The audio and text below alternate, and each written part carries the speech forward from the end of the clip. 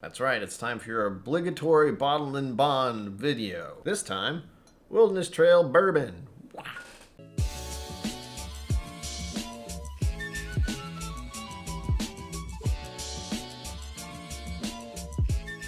Welcome to KillCo Whiskey Musings. My name is Brian. First bottle and bond day happened March 3rd, 1897. Very impressive. They did things and stuff and helped me open this whiskey. Oh yeah. Oh. And since this is a bottled and bond product, it is 50%. To be labeled as bottled and bond, the liquor must be a product of one distiller season by one distiller at one distillery. It must be aged at a federally bonded warehouse under U.S. government supervision for at least 4 years and bottled and 100 proof. And also, this is a really nice color. By the bubs. Be the bibes.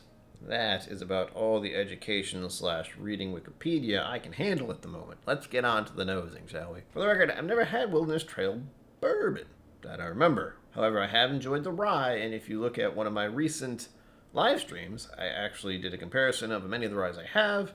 I will link it up there. And guess which one came out on top? Begin nosing technique.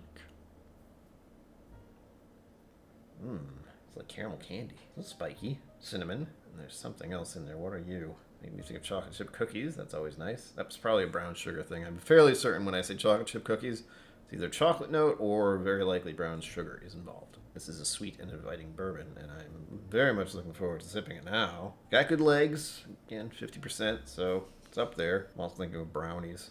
Ugh. I'm getting a visual of, I guess it's a taffy stretcher. You ever seen one of those weird ass machines that's kind of folding and messing with taffy? This would be caramel, of course. That's what I'm thinking of. I can see caramel taffy. That would be lovely. It is very sweet, but I'm terrified I'm getting a certain note in there that I don't like. It's a little musty, wet wood decomposition note that I've gotten in some bourbons. I'm hoping it's not the case, but we'll find out. It's really the palate that gives it away for me. A good description is if you've ever seen a sapling that has had a branch broken off of it, there's that green lining in it. And that actually has an odor, and that's something that I seem to smell in this one. Only slightly, but it's one I really don't like. It's one I pick up real fast. Oh, and there's vanilla note. I just thought of Oreo cookies. The filling of Oreo cookies, specifically. It's pretty high in the sweetness scale, because those things are just sugar. All right, on to the palate. Looking forward to this. Ooh, don't think about it. It's initially drier than I thought. I'll say that much. Not my first alcoholic beverage of the day, so that doesn't sting as much as usual. Be right here. I'm aware that it's there, but not like usual, where it's bleh. I feel a bit silly doing that, actually, since there's no need to prepare myself, since I had a alcoholic beverage an hour ago or so. That didn't really do much. So we'll go on. Moving to phase 1.5, 2.1. And so since that didn't really do anything, we'll just go to holding it on the palate and see what else I can find about it.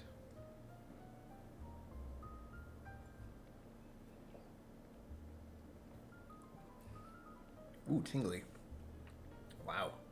Very spicy, very cinnamon. It seemed dry at first for that initial sip, but aye. This is a high rye bourbon. 64% corn, 24% wheat, and 12% malted barley. That is surprising, considering how spicy this is initially. I could have sworn there was at least a little bit of rye in here. Let's try a little more.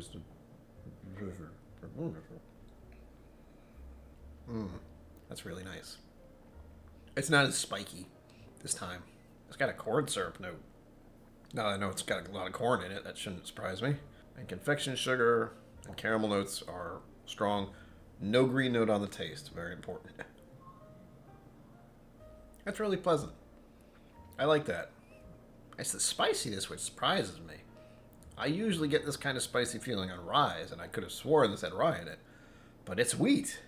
And with some other whiskeys I've had recently, it's been extremely dry for wheated whiskey, but maybe it's just that there's a good amount of corn in this. Oh yeah. There's a chocolate note. And if you do hold on for whatever reason, it's probably alcohol, but I've done this before numerous times. I have not gotten this level of spice from 100 proof whiskey just by holding in my tongue for a little bit. It's intense. So if you like spicy whiskey, spicy bourbons in particular, you probably like this. And I'm still absolutely astounded that it's wheat and not rye. It's a lot of coconut. Coconut milk. Huh. Alright. The texture's really nice, too. Okay, it's so spicy. That's so surprising. It also makes it really difficult to pinpoint any other notes. Because all I'm getting is this jabbing feeling, these little pinprickles all over my tongue. So at most I can say cinnamon and brown sugar. It does have a caramel sweetness, but it's really hard to get past that tingly feeling on my tongue. I can't win. It's either a very spiky, tingly feeling, or the other end of that would be if it went really dry. That's one of those things where it's like, what's happening? And note, very faintly, that green, almost mildew-moldly note is still on the nose, but again, it's very thin. It's just one of those. Unfortunately, it's one of those notes that sticks out very, very obviously for me, but it's very faint. It's really good. Wilderness Trail has not disappointed me so far. I've only had 2.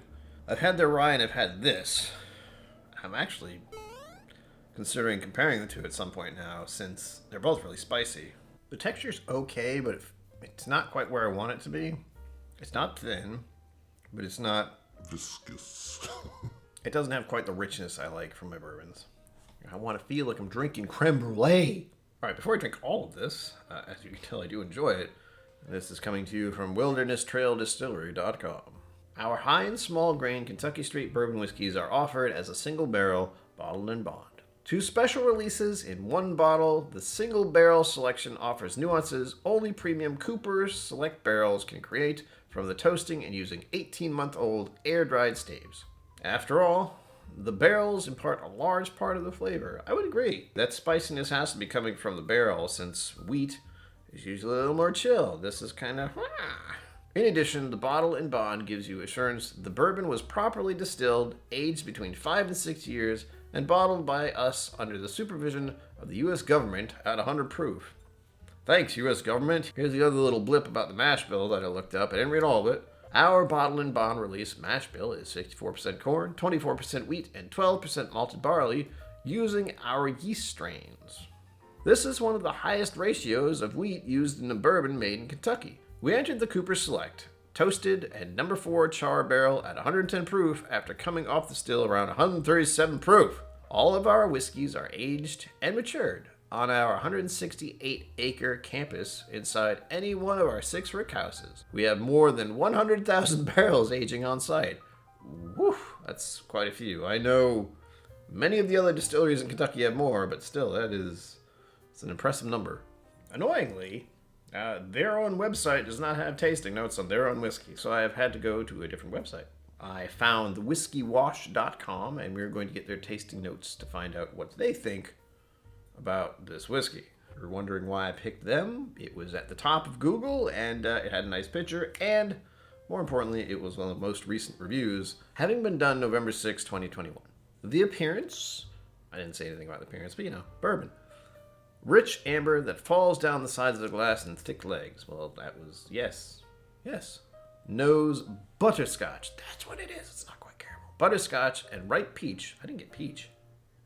With a hint of red apple, hit the nose with a sweet and a fruity front. I can see apple. Maybe even peach. This is rounded out with a welcome notes of oak and brown sugar. In the background, there's a slight hint of wood varnish for a gentle sour twang. That's not bad. Wood varnish. Maybe that's the green note I'm getting. I'm very happy they said butterscotch, because I'm realizing, of course, I'm thinking about caramel taffy. Butterscotch. Very similar. Even now, though, I'm not getting really any strong fruit notes, but I like the idea of red apple and peach being on this. Let's see what they say about the palate. Sharp heat wakes up the palate. Yep. Malt and brown sugar are front and center with a flavor reminiscent of rye bread. I eat rye bread, and I'm not getting that. Funny enough, I get something called toasted oatmeal squares. I had that thought earlier, but that's not wheat. Cinnamon and black pepper provide a robust, spicy character. Oh, thank you. That is smoothed out by oak and a bit of citrus from orange peel. Didn't get the citrus this time. The back end of the tongue picks up a pleasant vanilla note that opens up in the aftertaste, or the finish, if you will. There you have it, folks. I am pleasantly surprised by this, but it still didn't exactly blow my mind like their rye. I was very happy about their rye. But this was a neck pour, if that means anything to you. So I'll be happy to try this again further on down the line.